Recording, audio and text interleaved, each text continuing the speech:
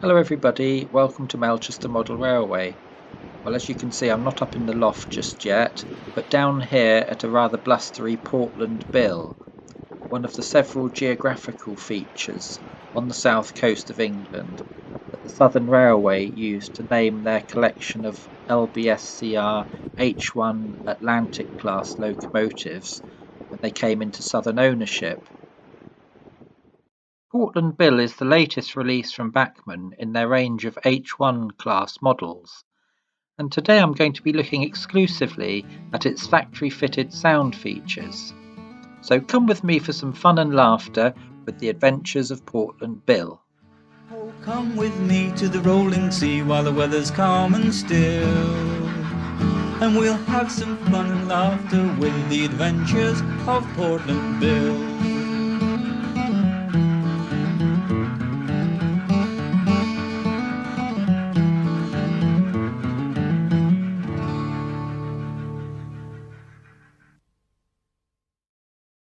Announced as part of the Bachmann Winter 2020 range, this new livery variant follows hot on the heels of the very popular model which appeared in lined umber.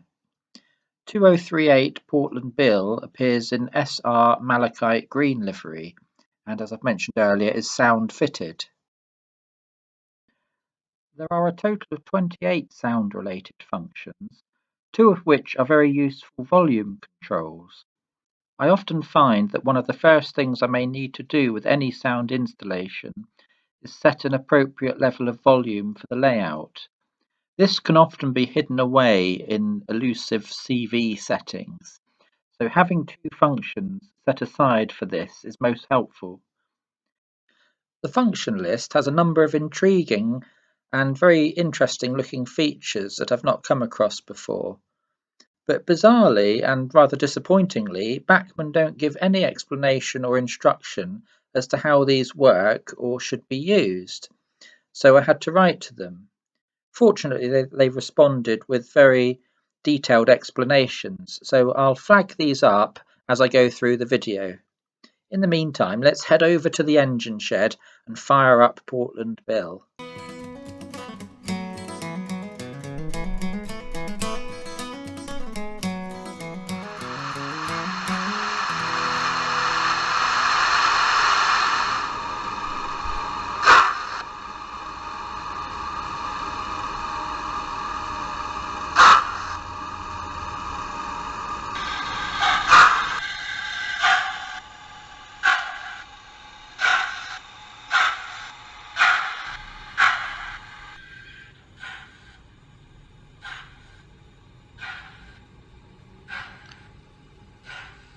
There are several functions that alter the driving characteristics of the loco, such as the light engine mode, which Bachmann explained will reduce the values in CVs 3 and 4, giving the driving characteristics of a loco without a train attached.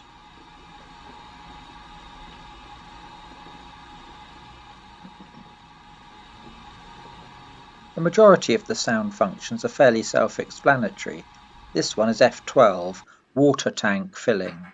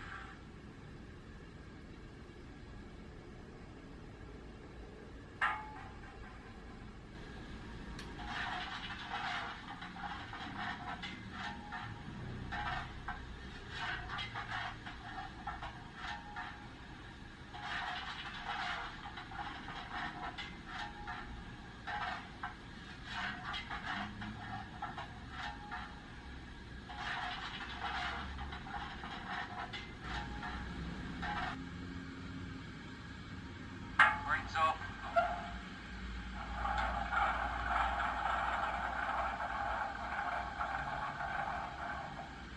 Brakes off. Thanks.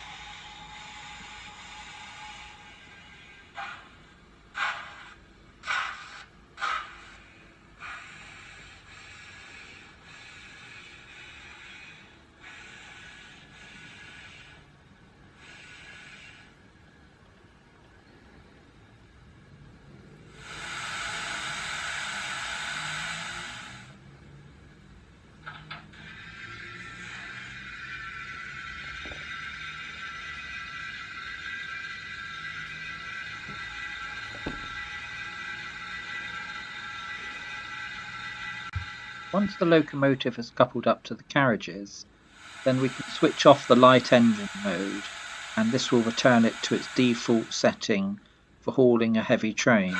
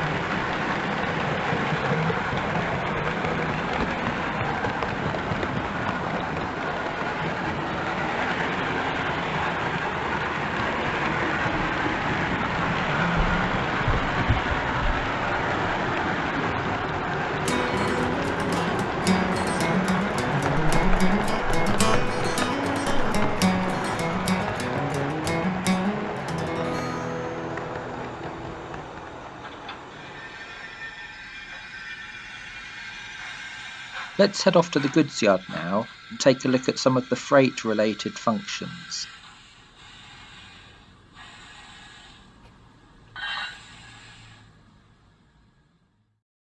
F18 is the unfitted freight mode. This is a new function for me as I've not come across this before. The top speed will be reduced to approximately 25 miles per hour scale speed, which is the typical maximum speed allowed for unfitted, non-braked trains. All features and sounds will work as before, but greater throttle movement will be required for the full range of available speeds. Disengage to revert back to normal. The sounds will automatically adjust whenever this mode is changed.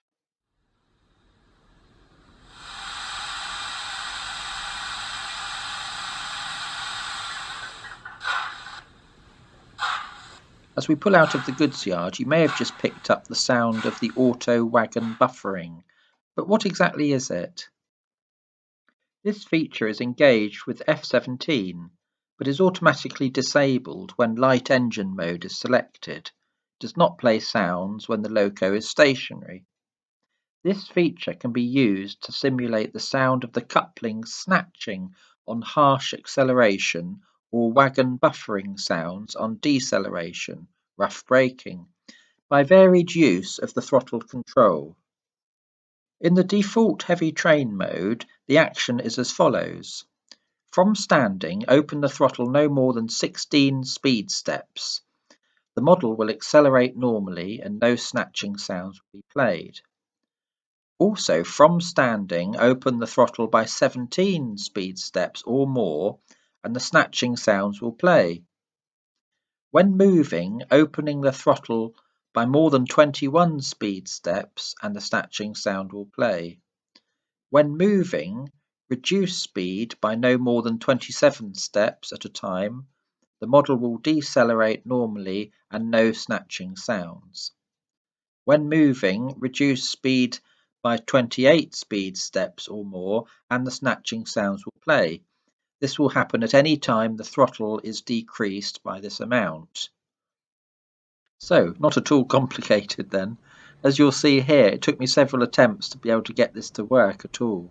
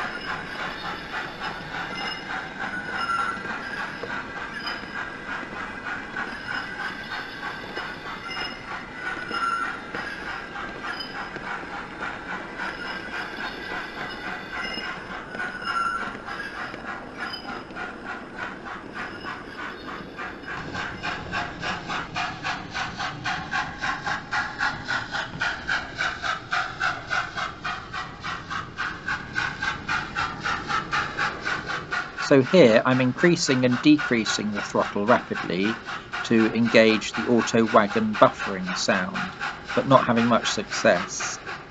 I can't help thinking that this great sound would have been better served to have had its own function button, rather than being related to the driving characteristics of the loco. Well, I did eventually manage to work out that the only consistent way to engage this sound was to use the direction button and switch from forward to reverse mode and vice versa. Not a terribly satisfactory way to use this sound, which is a shame really, because it's one of my favourite sound features on this model. But as I've already mentioned, I think it would have been far better to have given this sound its own independent function that wasn't dependent on how the locomotive was being driven.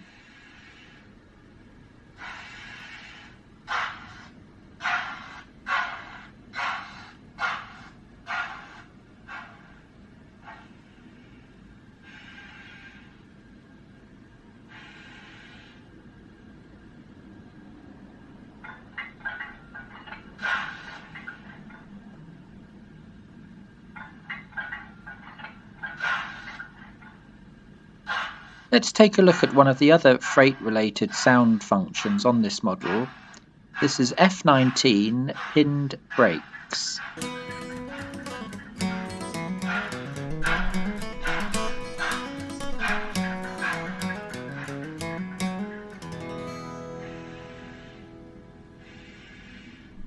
Considerable skill was required from drivers of unfitted freight trains, and a high degree of cooperation between drivers and guards to accomplish safe handling of trains where only the locomotive and the brake van had any way to apply a controlled, variable brake force during movement. The potential for a runaway train was always present. The risk increased with the unbraked weight and the severity of any down gradient. It was common practice for the train to be halted at the top. Under the supervision of the guard, the manual brake levers of some or all of the wagons would then be pinned down in the on or partially on positions until satisfied that the combination of pinned brakes and those of the locomotive and brake van would provide sufficient retardation to allow a safe descent. The aim was to achieve enough resistance to movement so that the locomotive was required to actively draw the train down the incline. After traversing the danger zone, the train would again be halted and the wagon brakes released or unpinned before the train continued on its way. In view of the increased friction, the wagon brakes would be squealing during this manoeuvre. So that you can faithfully recreate these events, your model is equipped with the sound of wagon brakes continuously squealing, but the feature can only be operated under prototypical conditions. 1. Light engine mode must not be enabled. 2. The train must be in unfitted freight mode. 3. The train must be halted. 4. Engage F19 to enable pinned brake simulation. And 5. At the foot of the real or imagined downward incline, the train must again be halted. The wagon brake squeal sound will cease, but will recommence if the train is moved again whilst F19 is engaged. When the train is stationary, disengage F19. Any subsequent movement will be made without the brakes squealing. Please note that any attempt to operate this feature whilst the train is in motion or without F18 being engaged will be unsuccessful. This is intentional and is designed to eliminate the possibility of inadvertent triggering of this sound. So Bachmann provided a very exhaustive response to that particular sound function. Well, as you can see, the train has come to a halt and the guard has left his brake van and is walking down the length of the train, selecting certain wagons to pin the brakes.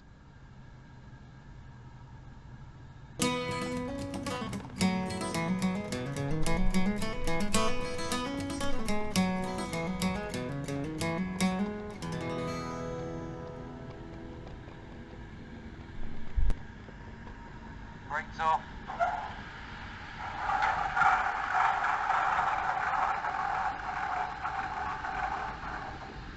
Brakes off. Thanks. Let's set off down our imaginary incline.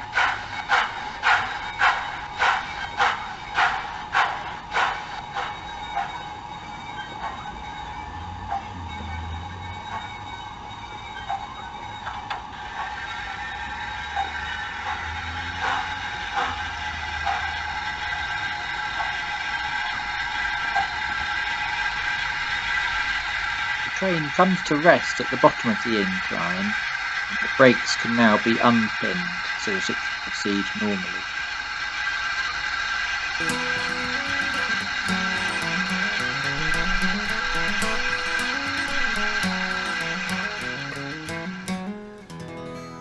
One of the sound functions that there wasn't any explanation for was this one. Going under, Charlie. I've interpreted going under as somebody preparing to couple the locomotive to a train, but it could mean something else like going through a tunnel. If you know, please leave a comment in the comments section.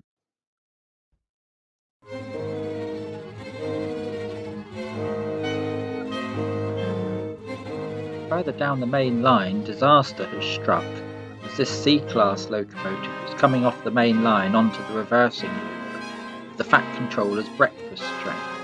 The egg fan and milk tank derailed, spilling milk all over the main line.